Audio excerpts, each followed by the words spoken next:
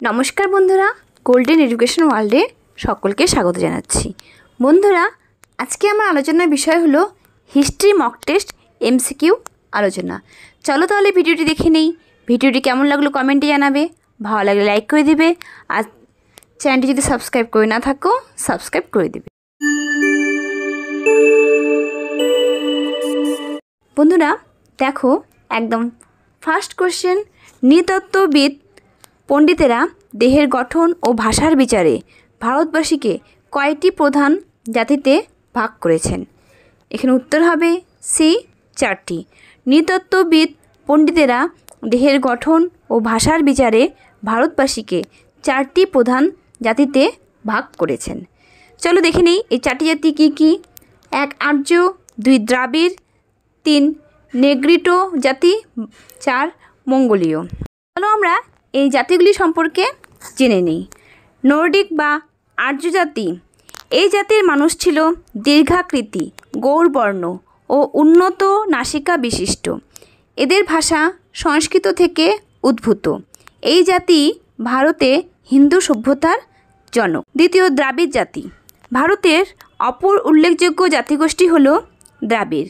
এরা প্রধানত দক্ষিণ ভারতের অধিবাসী। দেহের গঠন, রং, ভাষা ও সংস্কৃতির দিক থেকে এরা আর্যদের থেকে স্বতন্ত্র। আর্যদের তুলনায় দ্রাবিড়রা খর্বাকৃতি ও কৃষ্ণকায়। এদের ভাষা তামিল, তেলেগু, মালায়ালাম ও কানাড়ি। নেগ্রিটো জাতি, আফ্রিকার নিগ্রো জাতি থেকে উদ্ভূত নেগ্রিটো মানুষের অস্তিত্ব ভারতে প্রায় নিশ্চিহ্ন। প্রস্তর যুগে ভারতে নেগ্রিটো জাতির বসবাসের উল্লেখ পাওয়া যায়। মঙ্গোলীয় জাতি, ভারতীয় জনগোষ্ঠীর আরও এক অংশ হল মঙ্গোলীয় জাতি। এই জাতির মানুষের গায়ের রং হলুদ, চোখ ও নাক চ্যাপ্টা। সিকিম, ভুটান, নেপাল প্রভৃতি অঞ্চলে এই জাতির মানুষের বসবাস। নেক্সট কোশ্চেন, শিক্ষামূলক কর্মসূচি এগিয়ে নিয়ে যাওয়ার জন্য নিম্নের কোন ব্যক্তি রাজা রামমোহন রায়কে সহায়তা করেন? এখানে উত্তর হবে বি, ডেভিড হেয়ার। শিক্ষামূলক কর্মসূচি এগিয়ে নিয়ে যাওয়ার জন্য রাজা রামমোহন রায়কে সহায়তা করেন। এখানে মনে রাখার বিষয় যে ভারতে পাশ্চাত্য শিক্ষা বিস্তারে যে সমস্ত ইউরোপীয় ব্যক্তি গুরুত্বপূর্ণ ভূমিকা নিয়েছিলেন তাদের মধ্যে অন্যতম ছিলেন ডেভিড হেয়ার। স্কটল্যান্ড থেকে ঘড়ির ব্যবসার সূত্রে তিনি 1800 খ্রিস্টাব্দে দেশে এসেছিলেন এবং কিছুদিন পর ব্যবসা থেকে সরে এসে নিজেকে সম্পূর্ণভাবে শিক্ষা বিস্তারের কাজে নিয়োজিত করেছিলেন। 1816 খ্রিস্টাব্দ থেকে আমৃত্যু শিক্ষা বিস্তারের কাজের সঙ্গে তিনি যুক্ত ছিলেন। ডেভিড হেয়ারের শিক্ষা বিস্তারের কাজে তিনি রামমোহন রায় তার অন্যতম প্রধান সহায়ক ছিলেন। নেক্সট কোশ্চেন, নিগন্থ নাতাপুত্র হিসেবে কে পরিচিত? এখানে উত্তর হবে এ, বর্ধমান মহাবীর। বর্ধমান মহাবীর নিগন্থ নাতাপুত্র হিসেবে পরিচিত। এখানে মনে রাখার বিষয় যে দীর্ঘ 12 বছর তপশ্চর্যার মাধ্যমে তিনি নিগন্থ বা বন্ধনমুক্ত হন এবং দিব্যজ্ঞান লাভ করেন। এইভাবে প্রথমে তিনি কৈবল্য বা সর্বজ্ঞ, তারপর জিন বা জিতেন্দ্রীয় ও সর্বশেষে মহাবীর হন। নেক্সট কোশ্চেন, ব্রিটিশরা ঔপনিবেশিক শাসনকালে চুইয়ে পড়ার নীতি কোন নীতিতে গ্রহণ করেন? এখানে উত্তর হবে এ, শিক্ষা। ব্রিটিশরা ঔপনিবেশিক শাসনকালে চুইয়ে পড়ার নীতি শিক্ষানীতিতে গ্রহণ করেন। এখানে মনে রাখার বিষয় যে এই নীতি অনুসারে ইংরেজি শিক্ষা উচ্চবিত্তরা গ্রহণ করলে পরবর্তীকালে তা মধ্যবিত্ত ও নিম্নবিত্তদের মধ্যে ছড়িয়ে পড়বে। 1835 খ্রিস্টাব্দে 2 ফেব্রুয়ারি লর্ড মেকলে ভারতে পাশ্চাত্য শিক্ষা বিস্তারের জন্য যে মিনিট বা প্রস্তাব পেশ করেছিল তাতে চুইয়ে পড়ার নীতি অনুসরণ করা হয়েছে। নেক্সট কোশ্চেন, মহাপরিনির্বাণের পূর্বে কে বৌদ্ধ ধর্ম স্থাপন করে গিয়েছিলেন? এখানে উত্তর হবে বি, সিদ্ধার্থ। মহাপরিনির্বাণের পূর্বে সিদ্ধার্থ বৌদ্ধ ধর্ম স্থাপন করে গিয়েছিলেন। এখানে মনে রাখার বিষয় যে বুদ্ধদেব ধর্মপ্রচার ও শিষ্য গ্রহণ করা ছাড়াও সংঘ নামে এক ধর্ম প্রতিষ্ঠানের পত্তন করেন। এই সংঘ বৌদ্ধ ধর্মের এক প্রধান অঙ্গ ছিল। বুদ্ধ ধর্ম সংঘ এই তিনটি হলো বৌদ্ধ ধর্মের তিনটি স্তম্ভের মতো। প্রায় ৪৫ বছর বিভিন্ন স্থানে ধর্মপ্রচারের পর ৮০ বছর বয়সে গোরখপুর জেলার অন্তর্গত কুশীনগরে তার দেহান্ত বা মহাপরিনির্বাণ ঘটে আনুমানিক খ্রিস্টপূর্ব ৪৮৬ অব্দে। মহাপরিনির্বাণ সূত্রে বুদ্ধের কুশীনগর যাত্রা, ব্যাধি ও মহাপরিনির্বাণের বিবরণ পাওয়া যায়। নেক্সট কোশ্চেন, ভদ্রবাহুর অনুগামীরা কী নামে পরিচিত ছিল? এখানে উত্তর হবে বি, দিগম্বর। ভদ্রবাহুর অনুগামীরা দিগম্বর নামে পরিচিত ছিল। এখানে মনে রাখার বিষয় যে জৈন ধর্মের গোষ্ঠী দুই প্রকার, দিগম্বর, শ্বেতাম্বর। এই দিগম্বর গোষ্ঠীর নেতা ছিলেন ভদ্রবাহু আর শ্বেতাম্বর গোষ্ঠীর নেতা ছিলেন স্থূলভদ্র বা স্থূলবাহু। খ্রিস্টপূর্ব ৪র্থ শতকের শেষ দিকে গাঙ্গেয় উপত্যকায় ভয়াবহ দুর্ভিক্ষ দেখা দেয়। এই সময় ভদ্রবাহুর নেতৃত্বে অনেক জৈন সন্ন্যাসী দাক্ষিণাত্যে বা দক্ষিণ ভারতে চলে যান। সেখানে ভদ্রবাহুর নেতৃত্বে জৈন ধর্ম প্রসার লাভ করে। নেক্সট কোশ্চেন, স্বশাসিত রাজ্য আওধ কে গঠন করে? এখানে উত্তর হবে বি, সাদত খান বারহান উল মুলক। সাদত খান বারহান উল মুলক স্বশাসিত রাজ্য আওধ গঠন করে। এখানে মনে রাখার বিষয় যে আওধ বা অবধ বা অযোধ্যা, এই অযোধ্যা রাজ্যের প্রতিষ্ঠাতা ছিলেন সাদত খাঁ। তিনি ছিলেন সম্রাট মোহাম্মদ শাহের দরবারে এক অন্যতম অভিজাত। সম্রাট সাদত খাঁকে অযোধ্যা শাসনকর্তা নিযুক্ত করেন ১৭২২ খ্রিস্টাব্দে। সাদত খাঁ ছিলেন দুঃসাহসী, বুদ্ধিমান ও ভাগ্যান্বেষী। সে সময় অযোধ্যার বিদ্রোহী জমিদাররা প্রবল হয়ে উঠেছিল। তারা সরকারকে রাজস্ব দেওয়া বন্ধ করে দেয়, নিজ নিজ এলাকায় দুর্গ গড়ে তোলে এবং সেনা সমাবেশ করে। যাই হোক, শেষ পর্যন্ত সাদত খাঁ জমিদারদের দমন করে শান্তি শৃঙ্খলা ফিরিয়ে আনেন। সাদত খাঁর উত্তরাধিকারী সফদরজং একসময় মন্তব্য করে বলেছিলেন যে চোখের নিমেষে অযোধ্যার জমিদার বা নায়করা বিদ্রোহী হয়ে অরাজকতা সৃষ্টি করার ক্ষমতা রাখত এবং তারা মারাঠাদের তুলনায় অনেক বেশি বিপজ্জনক ছিল। সাদত খাঁ রাজ্যের অর্থনৈতিক উন্নয়নের প্রতিও সমভাবে যত্নশীল ছিলেন। ১৭২৩ খ্রিস্টাব্দে তিনি রাজস্ব সংস্কার প্রবর্তন করেন এবং একই হারে রাজস্ব আদায়ের নীতি গ্রহণ করে কৃষকদের অবস্থার কিছুটা উন্নতি সাধন করেন। সেই সঙ্গে তিনি জমিদারদের শোষণ থেকে কৃষকদের রক্ষা করার ব্যবস্থাও করেন। নেক্সট কোশ্চেন, গুপ্তযুগে কে উত্তর রামচরিত নাটক রচনা করেন? এখানে উত্তর হবে ডি, ভবভূতি। ভবভূতি গুপ্তযুগে উত্তর রামচরিত নাটক রচনা করেন। নেক্সট কোশ্চেন, কাকে পাঞ্জাব বিজেতা হিসাবে অভিহিত করা হয়? এখানে উত্তর হবে ডি, লর্ড ডালহৌসি। লর্ড ডালহৌসিকে পাঞ্জাব বিজেতা হিসাবে অভিহিত করা হয়। এখানে মনে রাখার বিষয় যে ১৮৪৬ খ্রিস্টাব্দে লাহোরের চুক্তি অমান্য করে মূলরাজ শের সিংহ ও ছত্তর সিংহ এর মতো স্থানীয় শাসনকর্তা ও সেনাপতিগণ বিদ্রোহ করেন।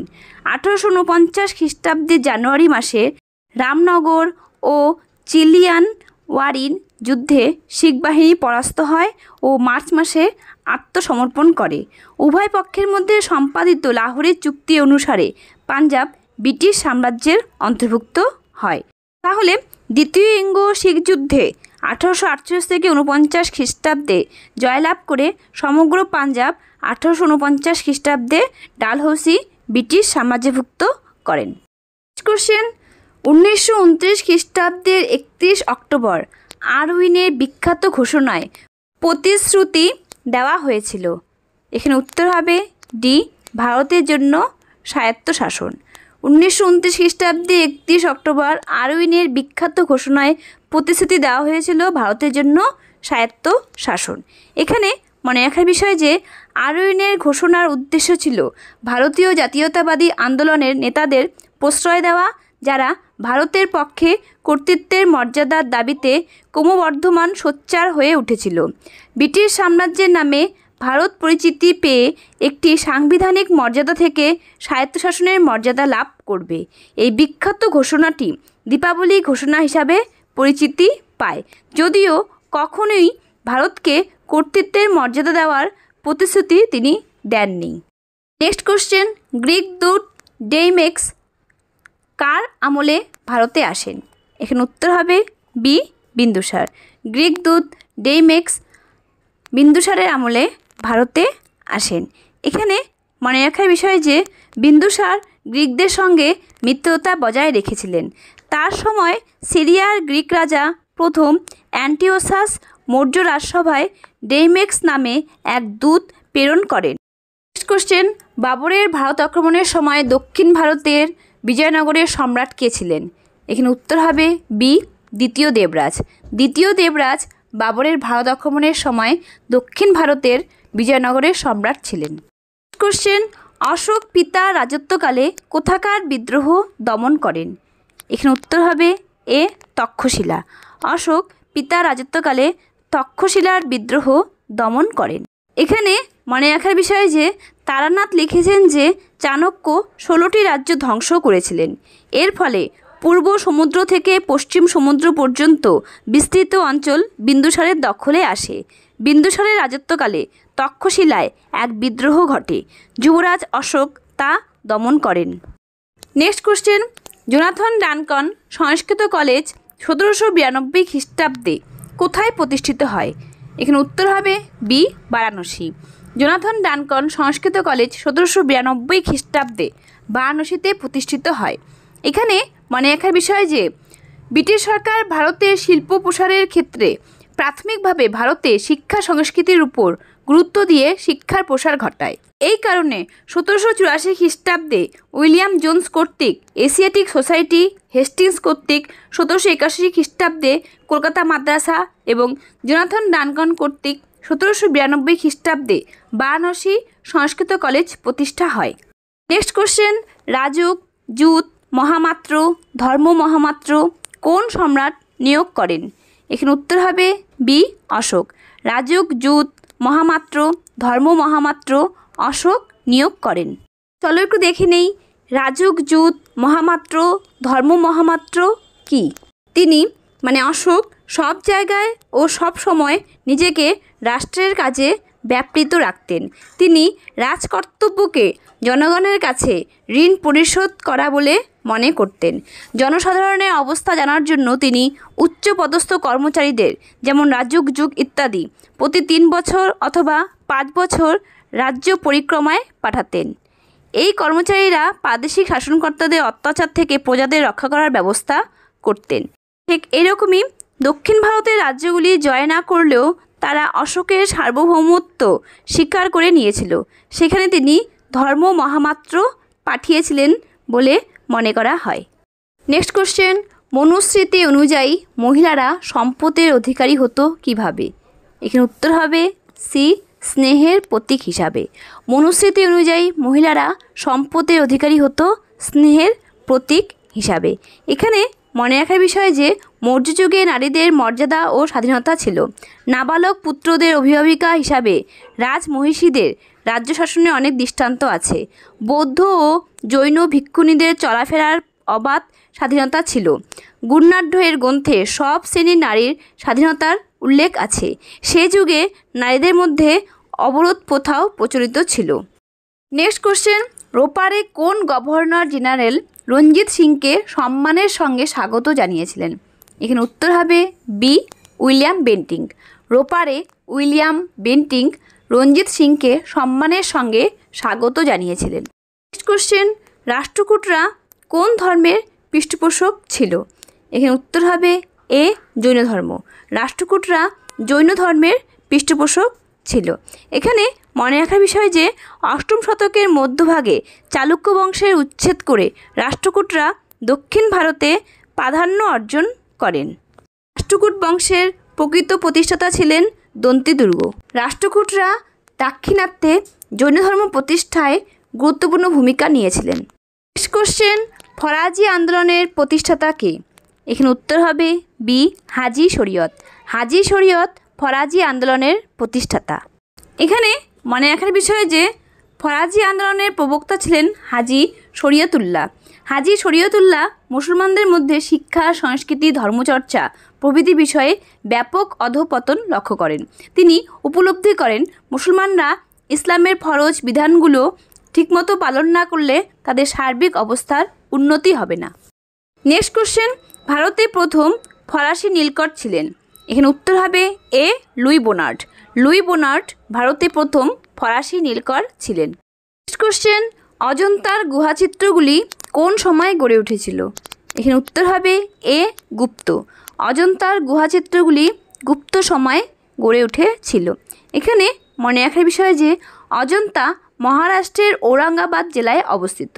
অজন্তার ছবিগুলি জল রঙে আঁকা। নেক্সট কোশ্চেন, উলুঘুনান এর নেতা কে ছিলেন? এখানে উত্তর হবে সি বিরজা মুন্ডা। উলুঘুনানের নেতা ছিলেন বিরজা মুন্ডা। এখানে মনে রাখার বিষয় যে 1899 খ্রিস্টাব্দে মুন্ডা বিদ্রোহ উলুঘুনান বা ভয়ঙ্কর বিশৃঙ্খলা নামে পরিচিত। বিরজা মিশনারি স্কুলে পড়াশোনা করেন এবং খ্রিস্টান ধর্ম নেন। এক নতুন দর্শনের উদ্ভব করে নিজেকে ধরিত্রীর পিতা বলে ঘোষণা করেন। নেক্সট কোশ্চেন, স্কন্দগুপ্ত কর্তৃক হুন আক্রমণ প্রতিহতকরণের কথা জানা যায়। এখানে উত্তর হবে বি ভিতরি স্তম্ভলেখ। ভিতরি স্তম্ভলেখে স্কন্দগুপ্ত কর্তৃক হুন আক্রমণের প্রতিহতকরণের কথা জানা যায়। নেক্সট কোশ্চেন, ইনাম কমিশন কে নিযুক্ত করেন? এখানে উত্তর হবে B Lord Dalhousie. Lord Dalhousie ইনাম কমিশন নিযুক্ত করেন।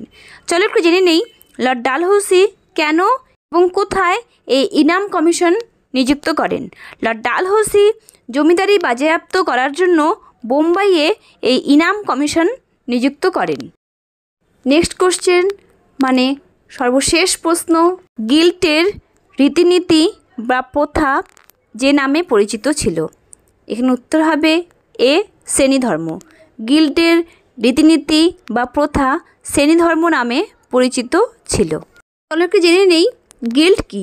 একটি গিল্ড হলো কারিগর বা বণিকদের একটি সমিতি যারা একটি নির্দিষ্ট এলাকায় তাদের কারুশিল্প বাণিজ্যে অনুশীলনের তত্ত্বাবধান করে। প্রাচীনতম ধরনের গিল্ডগুলি ব্যবসায়ীদের একটি সঙ্গী হিসাবে গঠিত হয়েছিল। সাধারণত একটি একক শহরে কাজ করে এবং একটি একক বাণিজ্য কভার করে। এই থাকলো তাহলে আজকের হিস্ট্রি মক টেস্ট এমসিকিউ আলোচনা। ভিডিওটি কেমন লাগলো কমেন্টে জানাবে, ভালো লাগলে লাইক করে দিবে, আর চ্যানেলটি যদি সাবস্ক্রাইব করে না থাকো সাবস্ক্রাইব করে দিবে। ধন্যবাদ।